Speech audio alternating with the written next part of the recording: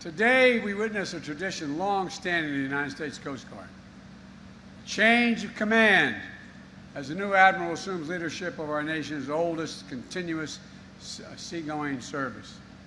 And it's both a connection to our earliest days as a nation and a new milestone in our history. We use those phrases lately, but this is a big deal. Admiral Linda Fagan, Coast Guard Academy, class of 1985. Class of 85, stand up if you're out there. Oh!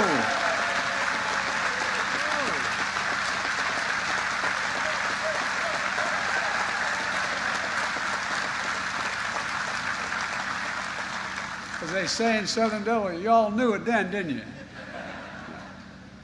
Well, you've crewed the Polar Star and Heavy Icebreaker, you've captained the Port of New York, you've served on all 7 continents, and you've commanded the Coast Guard operations in the Pacific. You've served as Vice Commandant of the Coast Guard. Throughout her decades of service, she's demonstrated an exceptional skill, integrity, and commitment to our country. She upholds the highest traditions of the United States Coast Guard. This moment of acceleration of global challenges and hybrid threats don't stop at any border. There's no one more qualified to lead the proud women and men of the Coast Guard, and she will also be the first woman to serve as Commandant of the Coast Guard, the first woman to lead any branch of the United States Armed Forces, and it's about time. Folks, and Admiral Fagan, we know there's more work to be done to ensure the Coast Guard and all the branches of our armed forces reflect the full strength and diversity, including at the highest levels of our leadership.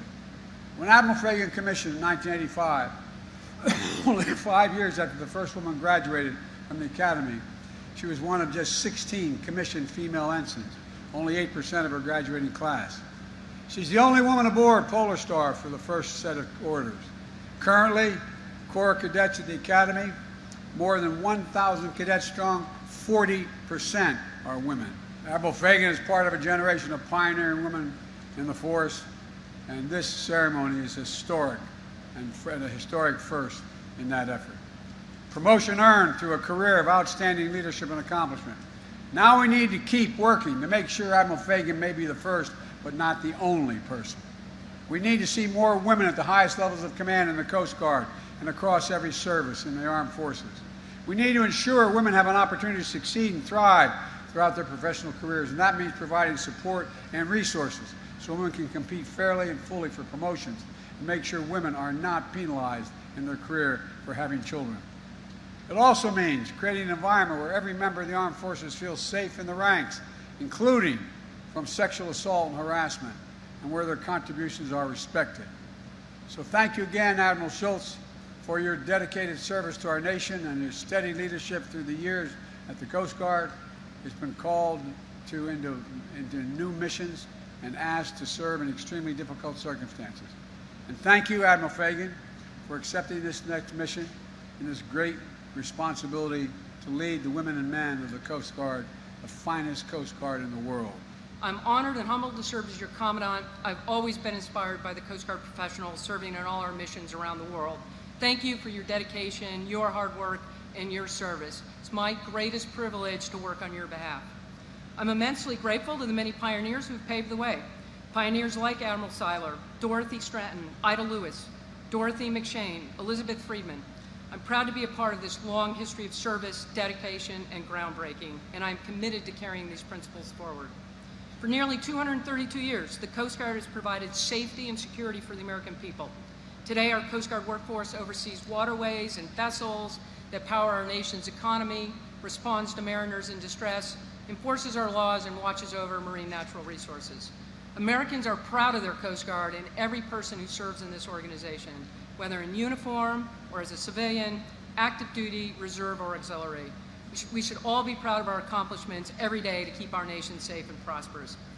It's never been a more exciting time to be part of the Coast Guard. The President talked about the pace of change in the changing world, advances in new technology, changes in the economy, an evolving geopolitical landscape means demand for Coast Guard missions have never been higher. Those same forces are also influencing the communities where our people live and work.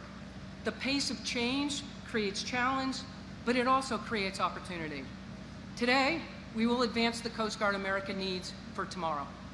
Tomorrow looks different, and so will we. We will be more adaptive and connected, generate sustained readiness, resilience, and capability in new ways to enhance our nation's maritime safety, security, and prosperity. Hi everyone, George Stephanopoulos here. Thanks for checking out the ABC News YouTube channel. If you'd like to get more videos, show highlights, and watch live event coverage, click on the right over here to subscribe to our channel, and don't forget to download the ABC News app for breaking news alerts. Thanks for watching.